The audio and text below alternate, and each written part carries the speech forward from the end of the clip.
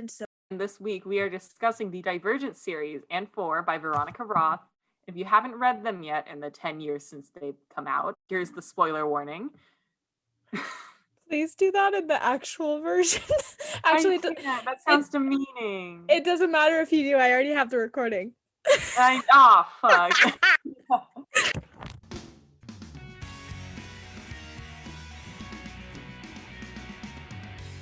Hello, and welcome to Young Adult Reviews, where two youngish adults review books meant for much younger adults.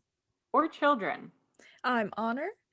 And I'm Chloe, and this week we are discussing the Divergent series and 4 by Veronica Roth. And if you haven't read them yet, here's the spoiler warning. We are also including content warnings for this episode for assault and suicide. So if you have issues with that in the book, be warned of that, and we will also be discussing them, so be aware of that. All right, let's just jump right into that plot summary, boys. I'll kick it off this time because I think you kicked it off last time. I absolutely did.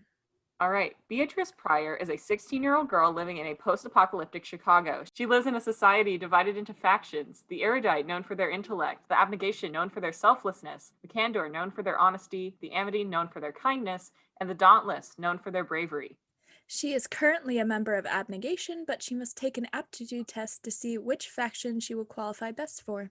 In the aptitude test, Tris finds that her results are inconclusive. Her proctor says that this means that she's divergent, which means that she has the aptitude for multiple different factions. Tris's are abnegation, dauntless, and erudite. This is a dangerous thing to be, and she advises Beatrice to keep this a secret. The next day, at the choosing ceremony, Beatrice chooses Dauntless and her brother Caleb chooses Erudite. She is worried about disappointing her parents, but her worries are quickly forgotten as initiation has already begun. Dauntless has a rigorous initiation process due to the ruthlessness of their faction. They travel around the city by jumping on and off trains and learn how to fight and use weapons. Tris faces prejudice as a member of Abnegation and has to work doubly hard to prove herself. Tris makes some new transfer friends during the Dauntless initiation, including Will, Christina, and Al, but also some enemies as well, including a candor boy named Peter. Tris's initiation instructors, Eric and Four, seem harsh, but slowly Trish starts to see a more human side of Four as he helps her learn how to fight. In the second phase of initiation, Tris must face a simulation of her greatest fears. Four realizes that she is divergent and helps her hide it, but she is still quite good and earns a ranking at the top of her initiation class. Tris finds herself kidnapped and assaulted by members of her initiation class, including Peter and her good friend Al. They nearly kill her and might have succeeded had Four not intervened. Tris refuses to forgive Al, and he kills himself out of grief because of it. Four and Tris start to develop feelings for each other as Tris heads into the final stages of initiation. Four shows her his fear landscape, and she realizes that he is named Four for his four fears, and that he is also the son of Abnegation leader Marcus Eaton, who is one of Tobias's fears due to his abusive childhood. Tobias reveals to her a plot that he's discovered involving Erudite partnering with Dauntless for an attack on Abnegation. But how will they get the soldiers? Tris and Four aren't yet sure. Tris becomes a full-fledged member of Dauntless, and after her final test, she is injected with a serum that she later discovers serves as a remote control simulation. As a divergent, Tris is awake in the simulation while her friends are forced to march on the Abnegation, killing the leaders as they go. She finds that Four is awake as well, and they escape right into the clutches of Janine Matthews, Erudite leader. She sentences Tris to death and injects Four with a divergent-proof serum and places him in charge of the simulation. Before Tris bites it, her mother comes to save her. Before her mother dies, Tris finds out that her mother used to be dauntless, and in her death, she sacrifices herself for Tris. Tris has no choice but to shoot and kill her friend Will, who almost fires on her as a part of the simulation. Tris grabs her father, Caleb, and Marcus and heads back to Dauntless HQ where Tobias is manning the simulation. Her father ends up dying, and Tris takes Peter hostage. But in the end, using the power of love, she saves Tobias from the simulation, and they shut it down. End of the first book. On a train to the Amity headquarters, Tris and Tobias find themselves in a difficult situation at the opening of Insurgent. The Amity want to remain a neutral, peaceful territory, so they will not help the Abnegation or Erudite one way or another. Tris begins to suspect that Marcus is hiding some greater piece of information than he lets on. She doesn't have much time to grill him on it, though, because they have to escape from the Amity headquarters in an erudite raid. Tobias and Tris jump onto a train and come face to face with the factionless, people who have been ousted by the factions one way or another. They tell him that someone wants to speak to him. It turns out to be Evelyn Eaton, Tobias's mother, who many people thought to be dead. She has plans to usurp power from the erudite. Tobias doesn't accept her help quite yet, though, and he and Tris leave to Candor headquarters. There, they are forced to lay out their innermost secrets as part of taking refuge there. Tobias is forced under the truth serum to reveal his childhood abuse and the truth about his transfer to Dauntless. Meanwhile, Tris confesses to Christina, Will's girlfriend, how she was the one who killed Will. Peace is short-lived, however, as the erudite raid Candor headquarters and take the Divergent hostage. Eric is captured in the process and executed by newly elected Dauntless leaders, but many people were shot up with the remote control serum. Janine Matthews controls them from afar to kill themselves one by one until a Divergent turns themselves in. Tris feels that she has no choice, and against Tobias's wishes, she turns herself in for testing and ultimately her execution. Needless to say, Tobias follows her right in. Triss also finds out that Caleb will have a hand in her execution, and she finds herself angry with the only remaining member of her family. Peter, feeling indebted to Tris, stages a ruse to get her out of her execution. She and Tobias manage to escape, and Tris stages a rebellion against the Erudite, parallel to the Dauntless Factionless Union. This goes poorly.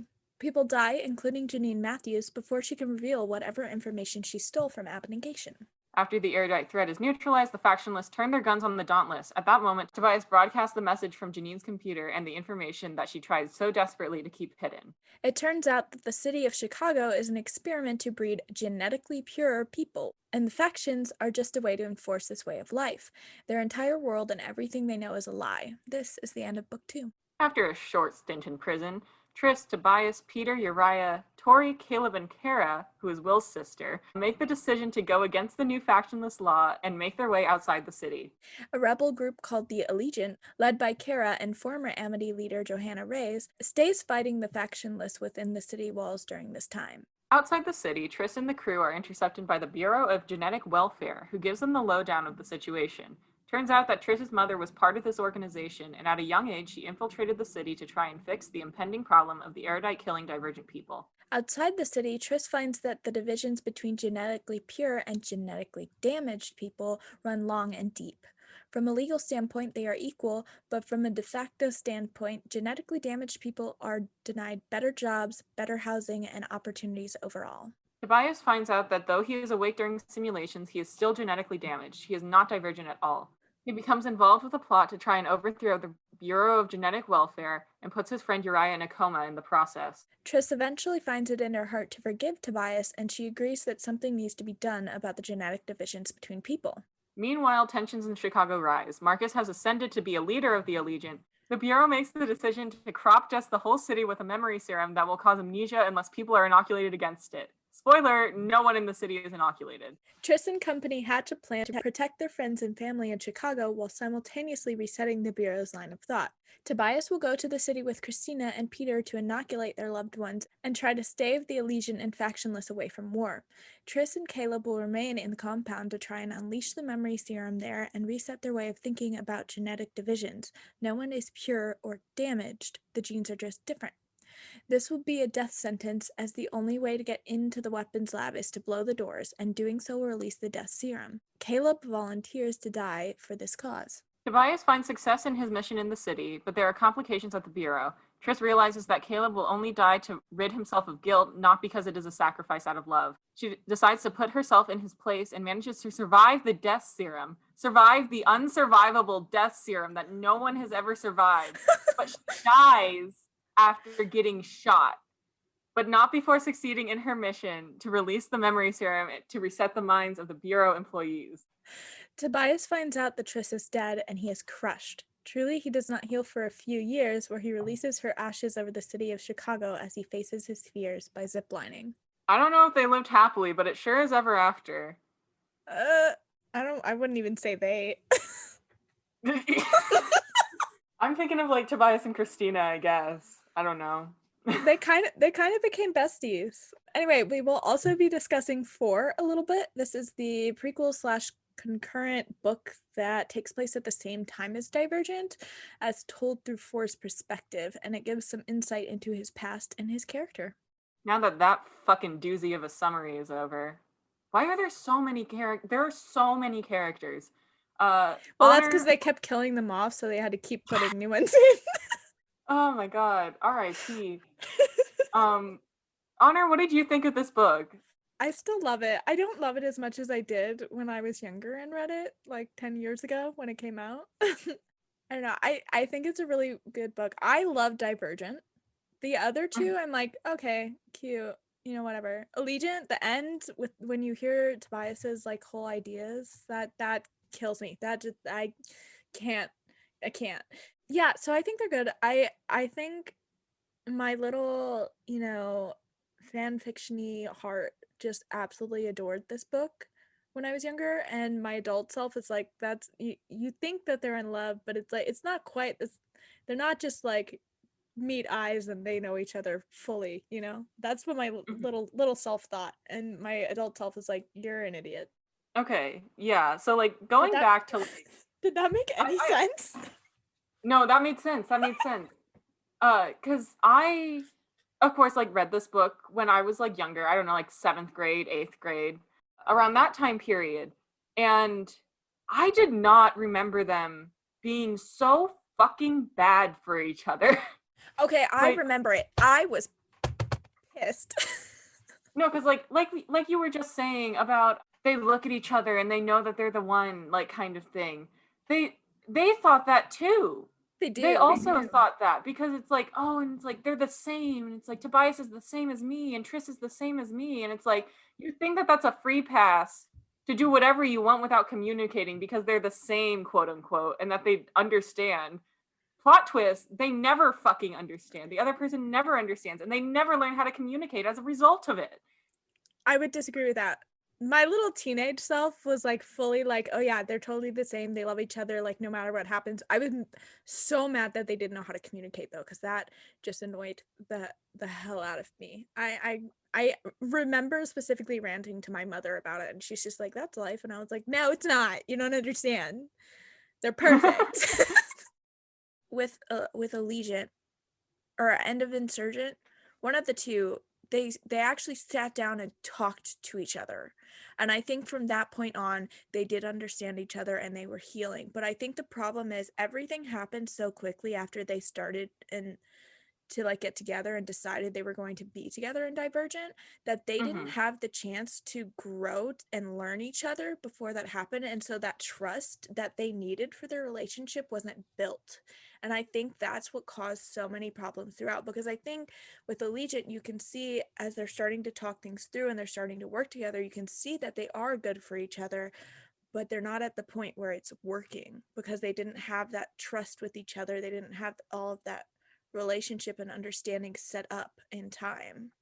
And so that's my Yeah. thoughts. I think they were bad in the moment because they weren't in the at that point of their relationship where they could handle all of that together. Okay, you're making points, and I do know that I know of the moment that you're speaking of in Allegiant because they like go on a date and they like sit on top of a statue underneath a blanket or whatever. It was so cute. Okay, that was like pretty cute or whatever, and I know it wasn't an Insurgent because they had me banging my fucking head against the wall the entirety of that book. There's some Insurgent is the worst for their relationship. They could well, not communicate to save their goddamn lives. In fact, it literally cost some of their lives sometimes. the fact that they didn't communicate with each like okay. So in Allegiant, they have like that agreement where it's like, hey, I recognize that like sometimes we think we're on the same page and we're totally not, so we should probably just try and talk to each other about that a little bit more because we think we're being honest and we're not and we don't have a whole lot of trust and that's not a very good basis of a relationship, which yes, that's true. But the thing is they're still predictable and they're Mhm. still the people that they are and they're not going to change kind of Mhm. thing because at the end of Allegiant, I don't, Triss has this very beautiful sentiment where she says something about how love is a choice, and every day you have to wake up and you have to choose to keep going. You have to choose to the arguments that you want to drop and the arguments that are worth pursuing, kind of thing. And she said, "And I will choose him every single time." And I'm like, "Girl, you can make bad choices. I don't know how to tell you, but just because you're making the choice doesn't mean it's good. I don't trust your He judgment." literally called her out on that. No, To be because fair, I he made just as many bad choices. they both made terrible fucking choices, especially in relation to their relationship. And I think that they're totally fine characters on their own. I love them on their own. I love them when they're separate. But when they are together, infuriating. Like the worst couple I've ever had the displeasure of reading that's supposed to be good for each other. I don't know. That's just my I two think cents. I think when they're together and they're not facing rebellions or fighting or all of that, I think they're good for each other. I do. But I think, like I They said, might they have been. they didn't have that relationship foundation that they needed and that trust built for them to be able to work through everything while all this was going on. And so they didn't talk to each other about things because they didn't know how to. And then it got to the point where they were getting mad at each other for not trusting each other. And so they were going out of their way to avoid that even more, which just made the situation worse. Hmm. I feel like in another, like kind of that, oh, in another life trope, they would have been very good together, and Triss wouldn't have died at the end if they were in another life. Brutal. But brutal, brutal. In this life and the world that they grew up in, because I feel like a big part of their bad communication, and I don't know if this is intended, but their upbringing and abnegation. Both of them. Children were not allowed to talk to anyone. So how the fuck do you learn how to communicate if you're not allowed to talk to anyone during your most formative years? Literally, you don't. You can't. Tobias got fucking beat if he said anything. And Triss just was trying to fit into her faction. The faction values literally inhibit good communication. So that is just a product of their environment, as unfortunate as it is to say. But I think even with that, it's very interesting to see how they took that and then realized that it was causing problems for them. And even through the midst of all this chaos, they decided, okay, it's gonna be hard, but we are going to work through this and we are going to say that we will, talk to each other about this. And they still mess up a little bit, but they're both working towards being better about it. So Mhm. it was just, I think it became a much, much, much slower process.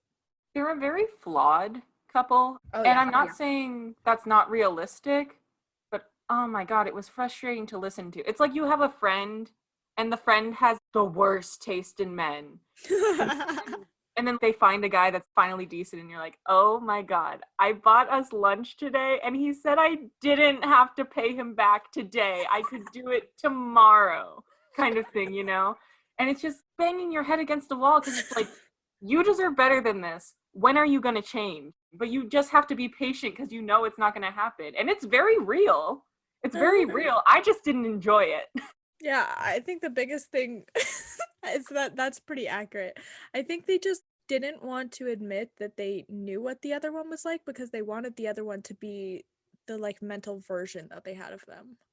Mhm. Even in the book, Tobias and Triss argued about the fact in Allegiant when he made the mistake of joining the other rebel group and totally messed up because he didn't know their full plan and he hadn't listened to Triss when she said the girl was lying. Triss was like, "You know who I am. You know that I'm always right about stuff like this, but you once again ignored that fact, even though I was being upfront and told you that." You can read his thoughts going, "You're right, I did that. And I realized that I was thinking of you as the like girl that I want to protect and think about you as the strong, capable person that you are," kind of thing. Mhm.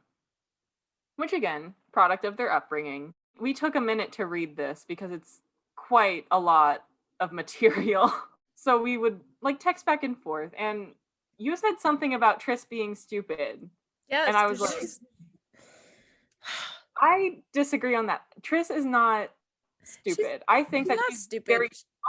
She just rushes into every single thing that she does and she doesn't really think about the consequences or the outcomes that are going to happen. She just goes, "Here's the problem and this is the immediate solution that I see, whether it puts herself in danger or puts anything else at risk." She's like, "This is the best solution I see. I'm going to do this." but I don't think that necessarily makes her stupid because No. she still has an excellent read on situations, whether or not like anyone wants to admit it. Triss is very smart, and she can walk into a room and read the situation like that, you know? She does, but she was also very I don't have a better word for stupid, but she was stupid in the fact that like she would not. I think it goes back to the whole communication thing with Tobias. That's why I kept calling her stupid because she was making these decisions and these plans, and every single time she would hide it from him. It becomes a point of idiocy that she knows there's going to be a problem because of it, and she does it anyway. So she's doing the same thing and expecting a different outcome because she's hoping this time, Tobias won't get all upset with her, all of that. And I think if you're doing the same thing over and over again and you're expecting different results like that, that's stupidity. Like, you did the exact same thing, he's going to do the exact same reaction. What do you want? She's very headstrong and she lacks forethought. Mm-hmm. That Yes. is accurate to say. But I don't think it's fair to call her stupid. Mm. That's sexist. No, it's not. I call boys stupid.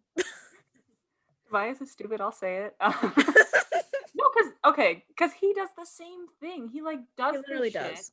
without talking to her, and then later he'll explain himself. And oh my god, This reading kills me. It's for because he wants to protect her. It's like, you're not protecting her by withholding information, just like she wasn't protecting you. no, exactly. But reading 4 was kind of vindicating because it's like, oh, he is just socially inept and dumb kind of thing. Because he's in 4, he would misspeak and say things that were tangential to what he meant, but due to like tonal indicators, interpreted a totally different way by the characters. And he kept having to say like, "Oh, that's not what I meant," and then they kept getting mad. And he never really fixed that problem before like getting in a relationship. And so he just has to keep explaining that because he sees things in a way that not a lot of other people see them. And Tobias is especially interesting in the way that he interprets tone and how he conveys it, because he'll say one thing and the subtext underneath it will be another way, and everyone around him only hears the subtext instead of the words that he's actually kind of saying, kind of thing. Or sometimes he'll want you to hear the subtext and everyone else only hears the words that he's saying. So he doesn't really understand social cues very well, and it is for that reason that I think Tobias is autistic. Mm. Thank you for coming to my TED Talk. Well, that's very true too, because like he does it with physical cues also, not just speaking cues. Because like in the Divergent book, she talks about seeing his eyes point out things, and she's just not picking up on the cues. And later she realizes, oh, he was pointing out cameras and telling me to be careful and like stuff like that. And she's like, I didn't pick any of that up. I didn't learn it until just now. Mm-hmm. I thought it was super obvious when he was like, Tris, people are watching, and he was like looking at a spot over her shoulder. I was like, looking at a camera kind Yeah, of thing. but And she she didn't was like, realize that no for like idea. a legion. She didn't realize that for like a book and a half. Back to my she's a little stupid point. She's not she's Well, not she's not dumb. She's not dumb. She's incredibly smart, but she's stupid. they're both dense in very different ways. Very, very, very true. And the densities just don't mesh super well, you know? Okay, so I wanted to know your idea on I had a thought that just kind of confused me. So we know with Dauntless that they don't have a lot of elders because at a certain age, they're just their body can't do what it used to, and so they either go factionless or they commit suicide, or they end up dying young because of bullets and stuff like that, because they're constantly fighting and protecting things. And so it was interesting to me to see this read through, because I didn't think about it the first time I read it, but they cut so many dauntless in the initiation process, and they Mm-hmm. keep 10 initiates. Why are you cutting so many people out so early on when you know that they're not going to live long? A, and B, you're about to start a war. Okay. Where is the thought process in that? I do have thoughts on that. Well, the way that the factionalists talk about it in Insurgent, I believe, they're like, oh yeah, Dauntless because of A, the initiation process, and B, the age out policy kind of thing. Mm-hmm. They make it sound like that's how it's always been. Mm-hmm. But if you read 4, it's not a thing until Eric proposes it, like literally the year before. So it's only cutting it at 10 has only been a thing for 2 years. And I think that was kind of it felt like a retconned inconsistency to me. I don't Mm-hmm. know. Because it's like, why would the factionalists know about the ruthless initiation training if no one got cut before the year before Divergent is taking place, kind of thing, you know? Well, they would have gotten cut that year. That would have been the first year, and that's how the factionalists would have known about it. But that seems like such a weird thing to kind of be like, oh, I guess this is just the way it is now, though. And they did it because, of course, Janine wanted easier people to manipulate for the simulation. Mm-hmm. But that's the thing. If she wanted bodies, she wanted a lot of people, but they kept cutting them out, and it's like, that is your army right there. Why are you cutting them out? Honor, that might be a sign of bad writing. Oh, what? I didn't say it. I didn't say. Who said that? Who said that? I don't know. I mean, it created a lot of intrigue in the first book because there's this risk level of making Mhm. it through and not getting cut and not being killed. But it still, in the overall scheme of things, doesn't make sense to me. No, And I had, exactly. There were a few things in the world building that didn't make sense to me. And I yeah, don't know if like they were just kind of like intended to be like thrown away one-liners that later something happened that kind of juxtaposed that in a way that didn't make a whole lot of sense. One of them is at the beginning of Divergent, the Erudite are running a smear campaign against the Abnegation. The Abnegation, of course, make up all of the city's leaders, which don't get at that. That doesn't make a whole lot of sense to me. And the Erudite is calling for a return to democracy, like they were before they lived in the city. And then Triss leaves the city and she's like, "What's the United States?" And it's like, how do you know about democracy, but you don't know about the history behind it in the country that you're currently located in? And how would you know if there was democracy before the factions if you don't even know what the United States are, kind of thing, you know? okay. So I took that as it was a democracy before the abnegation became leaders. So like within Chicago itself, they had a democracy set up, which then became all abnegation leaders. See, I didn't, And that's I what they were thought, trying to go back to. because I thought they outlined in Allegiant that part of the faction system is that everyone had specific jobs and the government jobs were only belonging to the abnegation, kind of thing, you know? Well, that's what it was currently, at least. I don't know. They might have changed it because they also mentioned in Allegiant that there was an uprising a few generations before Triss's. So hmm maybe that's when they changed it to be abnegation leaders instead of democracy, and they just Yeah, on that in.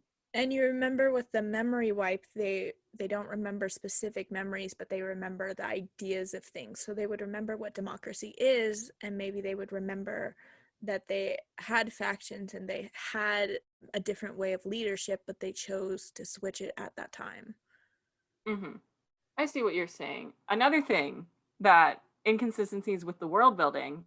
So, as we know, Chicago's purpose is an experiment to make babies, right? And they like hmm outline this in we see Amanda Ritter's contract, who becomes Edith Pryor, I believe, who's one of Triss's ancestors from like 7 generations back. This hmm experiment has been going for almost 200 years. In the Bureau of Genetic Welfare, Triss and Caleb go and look at the contracts of everyone who was originally in the city, and they see Amanda Ritter's contract, and they look at it, and it's saying, "I understand that the purpose of this is to essentially breed, and I understand that I will have my mind wiped and encouraged to have at least 2 children, and I understand that this will stretch for as long as it needs to, and my children will be encouraged to do the same thing as me in terms of like having children."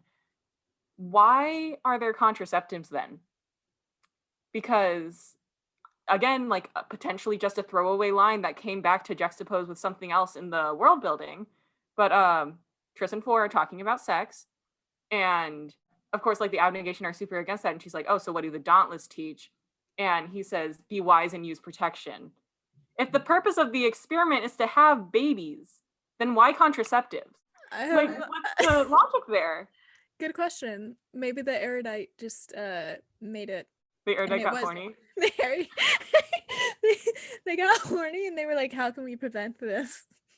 And they were like, "Shit, they reinvented condoms." They're like, "We're gonna have to mind wipe all of them again." I have no idea. The one that got me, and this is just such a small thing, but in the first book, literally in the first couple chapters, Triss is like, I have a tendency towards sarcasm. I just have a tendency towards sarcasm. And I was like, girl, where?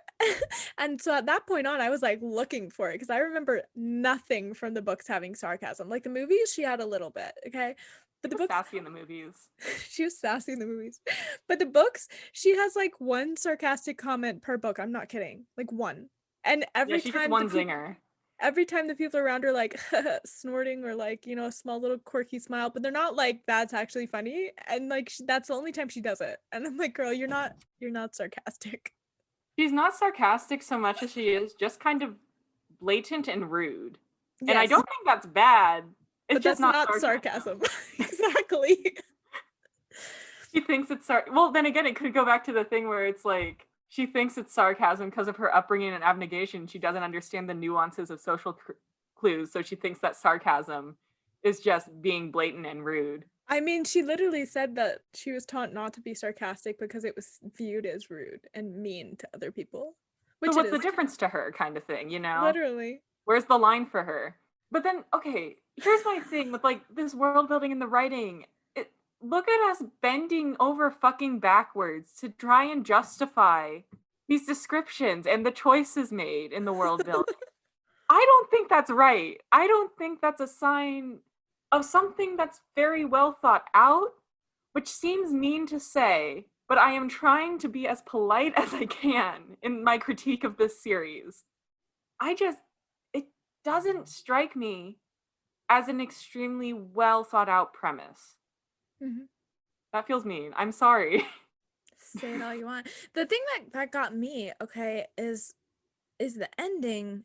You know, usually with dystopian books like this, they sort of wrap it up so that it's going to be the end of the problem. But with this Mhm. one, you know, Triss risked her life to mind wipe the entire little government section that they were in, this airport. But that's one airport of the entire world that knows about these genetic differences, that biased against these genetic differences, and they're like, "Oh yeah, problem solved.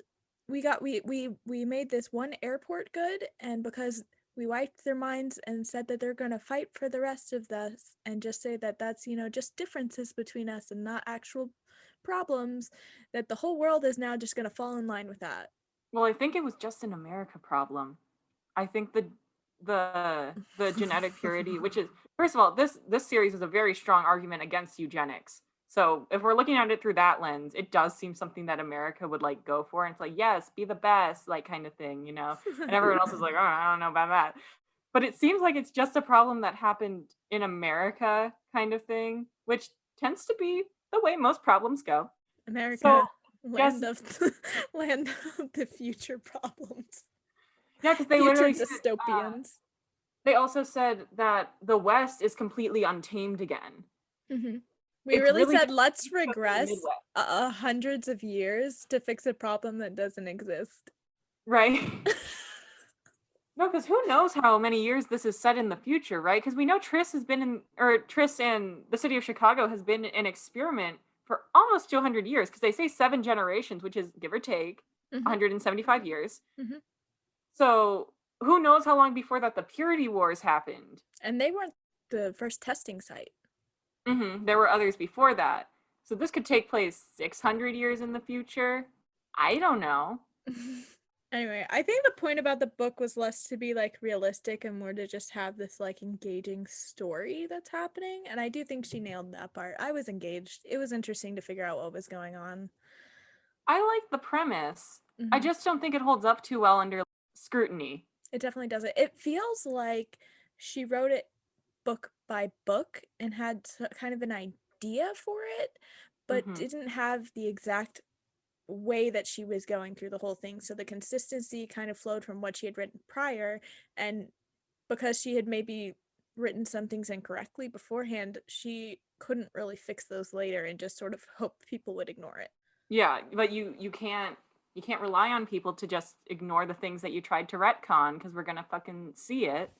Only You know, if we're trying to. I mean, because teenage me, who, I mean, these are intended for teenagers. I didn't notice any of it. yeah, I of was course you more don't notice engrossed as in a the story and teenager. the characters. So hmm in that aspect, it's not a big deal.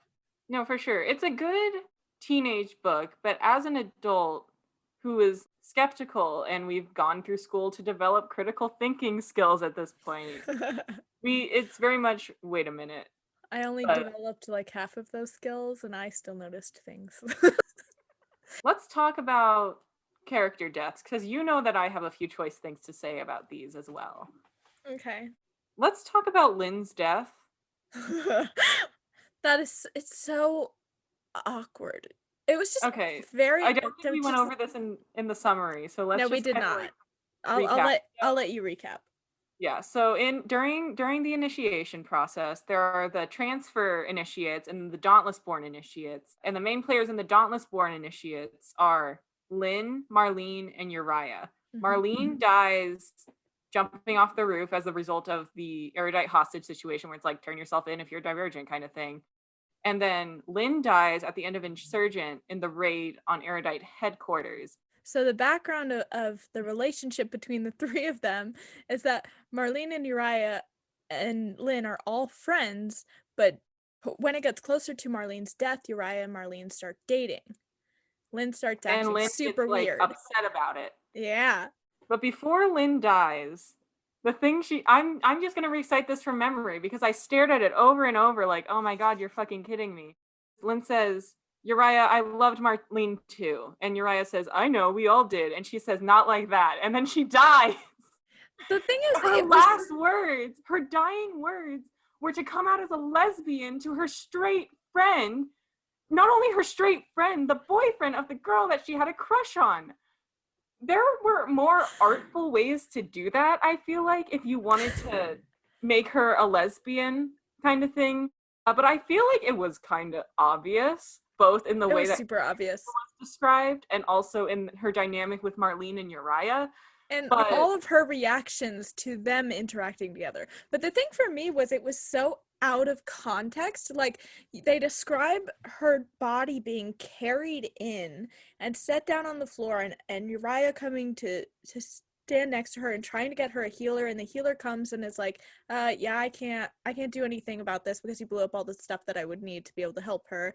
And then she's like, by the way, Uriah, I loved her too. And and then she dies, and it you're like, that came out of nowhere. it feels so shoehorned in there. It's And like forced. I am all for diversity in character cast. Like of course like you know that.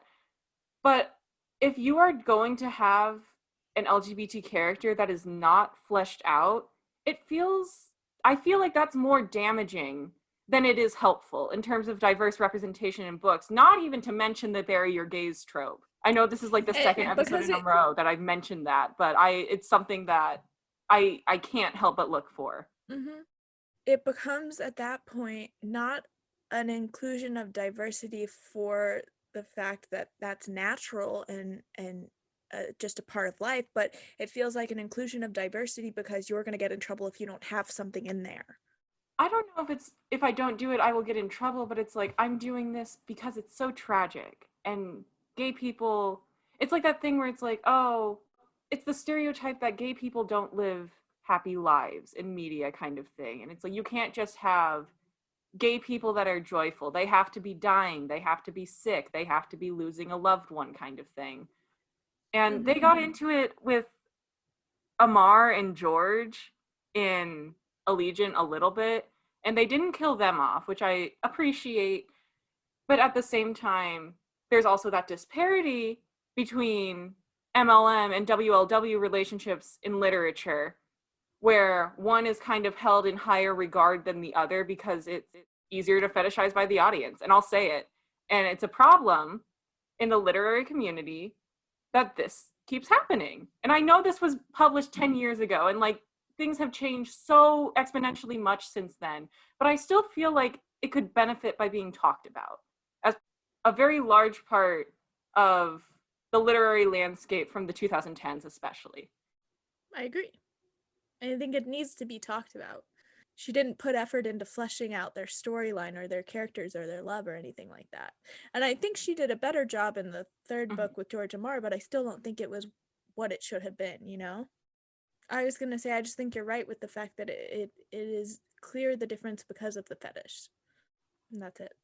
To make a nod to the controversy on Book Talk recently between Song of Achilles and One Last Stop. Mhm.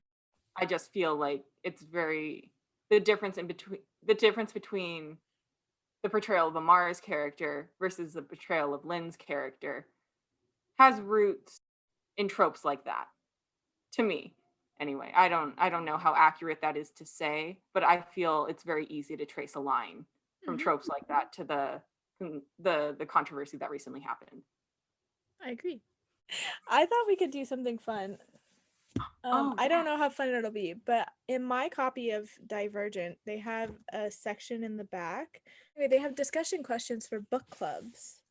So there are 15 questions, and I figured you can pick a number and we'll go over that question. So pick a number 1 through 15. You know what? 6 is my lucky number. Let's do 6. Number 6. Okay. So this has got a couple of parts to it, a couple of Oh questions. So boy, of I'll course read I the whole would. thing. I'll read the whole thing and then you can tell me what you think. So, why is Triss's government run only by members of abnegation? Do you think this is a good idea? Do you agree with her father's statement that valuing knowledge above all else results in a lust for power and that leads men into dark and empty places? Said on page 35. Why or why not? Ooh, this is like an English class question and starts with like the base knowledge of like, did you read the fucking book and grows up into something analytical. Literally, Um, all of these questions are super long like that. They're God, all that's so all like funny. that. I did read this series for a book club in middle school. I did. I That's so did I tell you cute. that? You did not. Yeah, I did that, and we used the questions in the back as like a guiding force for our conversation. Well, then you should have a good starting answer for this. So, Oh, what do you think? okay. So obviously, to start with the base level of knowledge, Triss's Mhm, government is of course run by only abnegation leaders because they are said it's said that you should give power to people who don't want it. Um, mhm, because they're going to make supposedly the best decisions for their community rather than things that will benefit themselves. And I think that's an interesting way of looking at it because of course like politicians are famously corrupt, which of course Tobias ends up becoming a politician after the events of the series. And I feel like that's an argument that in itself is an argument against kind of this oligarchy of abnegation leaders mhm. on the part of Veronica Roth. Like this is her saying, "Hey, that's a bad idea." And of course it's a bad idea. Like it's a dystopia for a reason. It would probably have been a better idea from the start, and I don't know what the Bureau of Genetic Welfare was thinking when they were like, "Yeah, let's put all of one group in charge of the power," because that just seems terrible. Because of course people are going to vie for power because abnegation is the only one that doesn't want it. So if it's kind of a thing where you run for election because you want power and then you get elected, abnegation would never run. If they did run, they'd probably call it selfish and self-indulgent.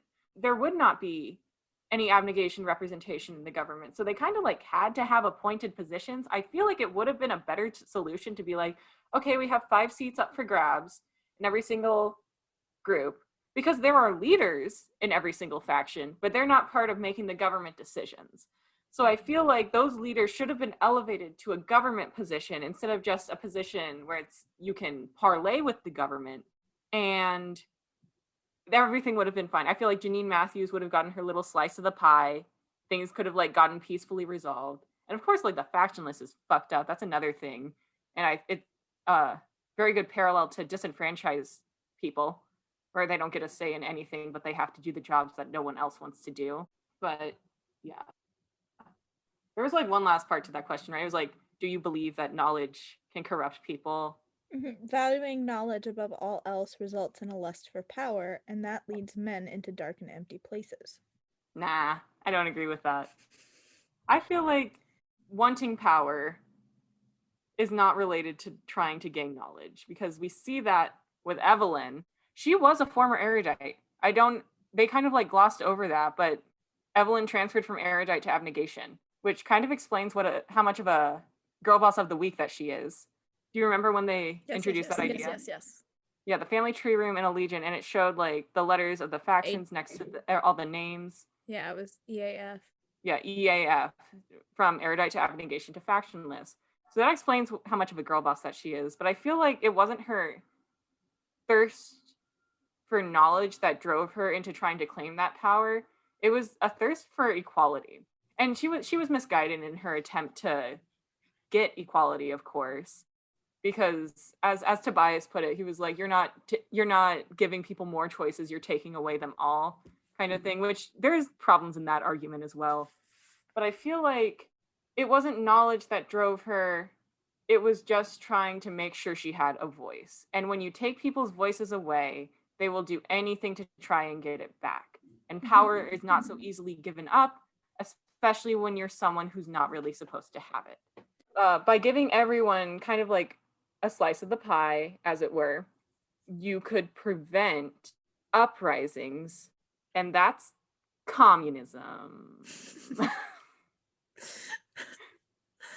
I was gonna say about the when you take away people's voices kind of thing. And I Mhm. think that's Yeah. what Tobias was like leaning towards is Evelyn went so far that she was taking away the voices of everyone that wanted the factions. And so that's what he was saying is that you're taking away our rights too, kind of thing.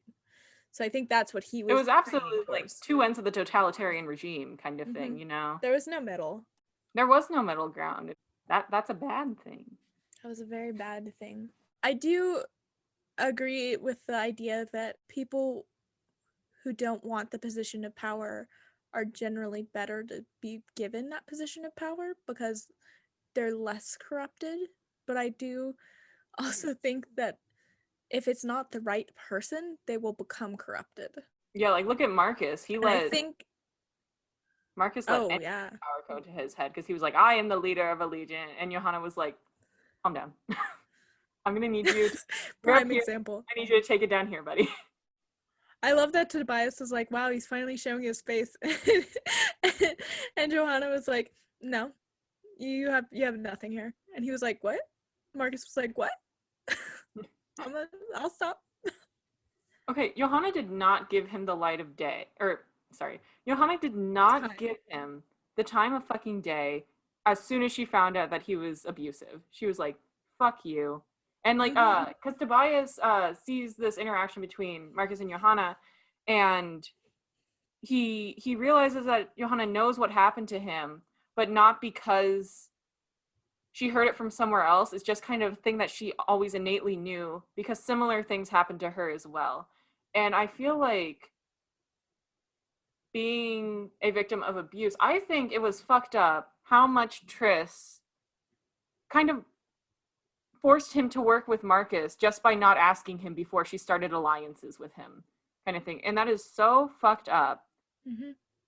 on her part because how can you say that you love this person and then quite literally put him in contact with one of his greatest fears every single day because of a decision that you made, not a decision that he consented to at all, but just something that he was kind of dragged into and he didn't have a chance to like cope or prepare for it. Yep. And the other thing is that she did nothing to help him through those fears or understand his reactions because of them because she was like, well, why are you reacting this way when he would get all upset or he was having a moment where he needed to be alone because he had to deal with all of that and he had to face it. And she's Mm-hmm. like, well, why are you acting like this?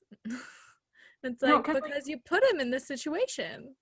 yeah, because Triss had this thing where she was like, "Oh, I know he's gonna be upset, but he'll get over it," kind of thing. So she kind of granted herself his forgiveness before she did anything.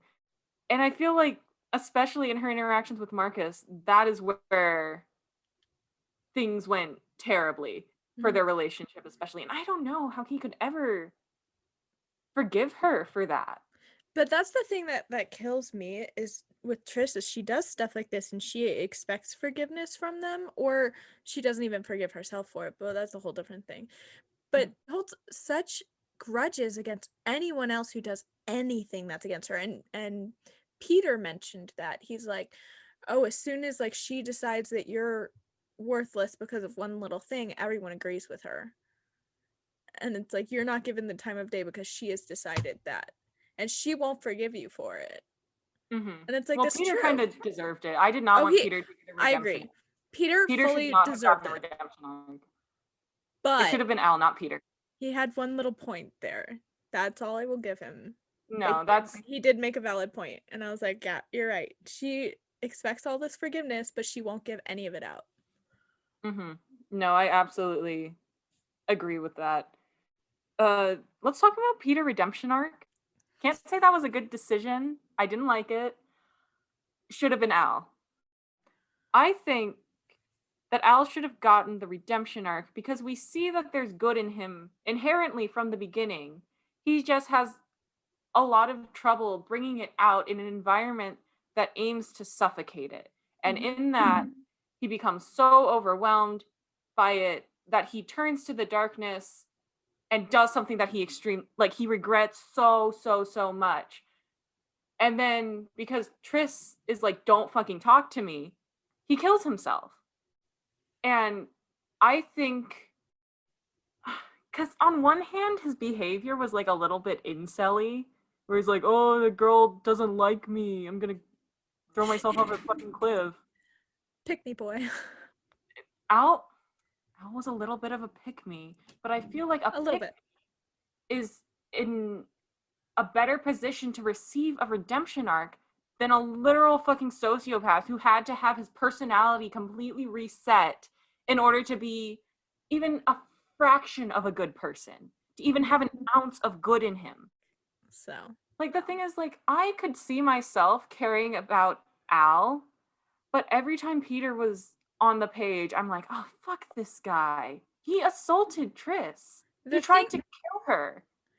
the thing that I didn't like was he just decided he was going to wipe away all his memories, all of the bad parts of him. And Tobias is like, "You know what? Yeah, go ahead." And it's like, "No, you why are you letting him do that?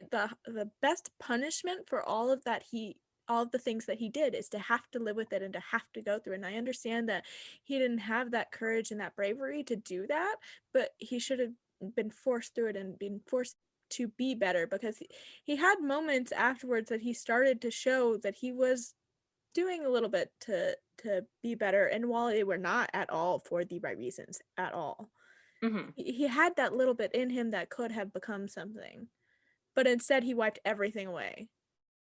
What else do we have to talk about? We're just ranting over here. We're ranting and raving. All our other episodes have been like, this is so much fun, ha ha ha, here's some jokes, and this time we're like, how dare they. How dare you? How dare you? Okay, but so the ending good versus bad thing, I think it sucked that she died by gun. I think she kind Death by gun. of death by gun. Okay, I'm following. I'm following. Death by gun bad. Death by gun bad, but I think it it was really good to see the grief that Tobias went through because it was very real and it was very heartbreaking. And I the first time I read the books I cried because I loved them together as much as they annoyed me. Um and so I sobbed at the ending of the book. I had never at that time experienced kind of what death was like. I had one dog that had passed away basically, and had been years before, and I didn't really remember it, so I Mhm. didn't understand what grief was like. So I was just upset that she had died. But this time, like reading through it, I've recently had a couple deaths in my life of Mm. dogs and people. It was very nice to me to see that grief process be so accurate and still see that even like years later, like, yes, he's gonna hurt, but there are ways to get through that and that it will eventually get better. I like that. It's not about filling the hole in your heart that they left. It's about surrounding it with things that they would love. Yeah. The way they spread her ashes was so good because Tobias is one of his four fears, which is why he's called Four. Hmm. One of his four fears is heights, and he decided to go up to the zip line and zip down it while spreading her ashes.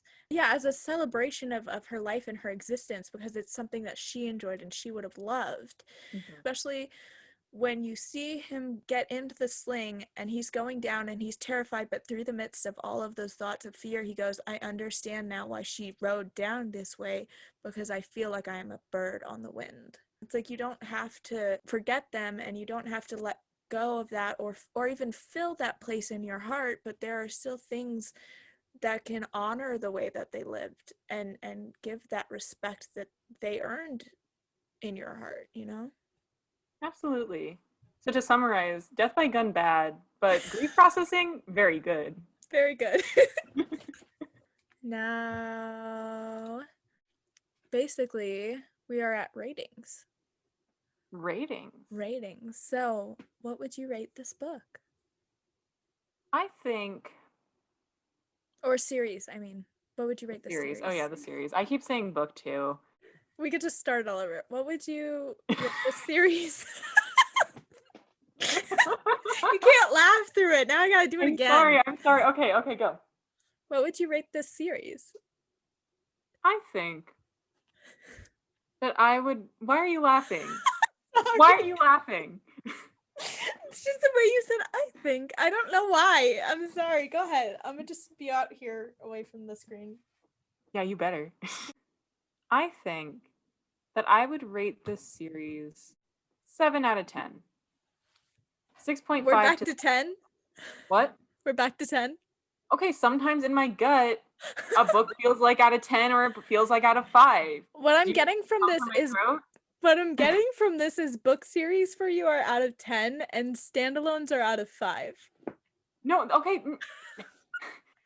They're both divisible by the same number. It doesn't matter. I could do it out of percentages and it'd still be the same answer. I give this book a 65%, 65 to 70%. Does that work for you, Miss Gatekeeper of fucking ratings? It's just funny that you jump around every time. I feel it in my gut. What do you want me to say? My solid answer is a 6.5 to 7 out of 10. And I feel like for me, where it loses points is the inconsistencies in the world building and how frustrating some of the characters are. And I know that's not a whole lot of reasons, but it really got to me. Where it gains points for me is its very realistic, if frustrating, depictions of characters. And also, the representation of grief, I think, is really beautiful in this series, more so than many other series that I've read. I think that how we mourn and how we grieve is very beautifully represented in this series, and for that, it gets a lot of points for me. Are you not gonna ask me? Do I Um, have to just say it? That's what rude. what what would you rate this book, Honor? No, it's too late. You know, you haven't earned that right. Damn. So I'm gonna be slightly different here. I'm not gonna rate it together. Hmm. I'm gonna rate Okay. Divergent first. Divergent in and of itself, I rate a solid 4.5 out of 5. I love Okay. this book. It gets me. It's like my little Wattpad heart is like, yes. My little Wattpad fanfic teen self is all over this book, okay? Um, but the rest of the series is like a 3.5 out of 5. It's just I don't know. It's the relationships annoy me a lot. I do think the show of depression and grief and mental things that come along with that is very very well done. I think there's a lot that's just missing, and it doesn't wrap up as nicely with the full, like it doesn't actually solve the problem of what's going on. It was a solution for the temporary area that they are in, but not for the actual problem as a whole. So it loses points for that. But it's good. I enjoyed it. I'm more likely to read the first book over again and not read the rest of it. And you know what? That's fair enough. That is fair enough. But it's so good. I love the first book. That is a wrap on the Divergent series by Veronica Roth, +4. If you like our content, you can follow us on Instagram, TikTok, and YouTube, where we upload teasers, other book related content, episodes of our podcast on YouTube. All of the handles are at Young Adult Reviews, just the name of the podcast. No spaces, no caps, no underscores. That's No, it. nothing. Give us a follow and a like if you like our stuff. And you can also drop suggestions in the comments. We might listen, we might not.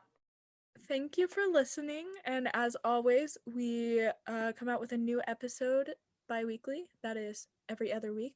We have previously done podcasts on Mysterious Benedict Society and lore. Go give those a listen if you'd like. And we will see you on the next episode. And that is a wrap. That was a good one. I hit it so aggressively.